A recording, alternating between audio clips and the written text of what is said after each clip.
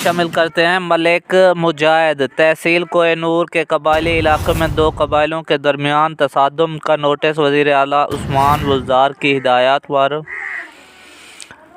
ranger تعینات B M P اور ranger کا ایکشن دو ملزمان گرفتار علاقے میں امن کی صورتحال برقرار رکھنے کے لیے رینجر اور بی ایم پی کا مشترکہ گشت شروع ڈپٹی کمشنر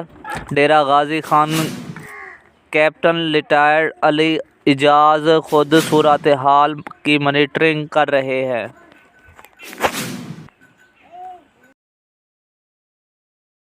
تازہ ترین خبروں کی اپڈیٹس کے لیے اور ہمارے چینل کے ساتھ جڑے رہنے کے لیے ہمارے چینل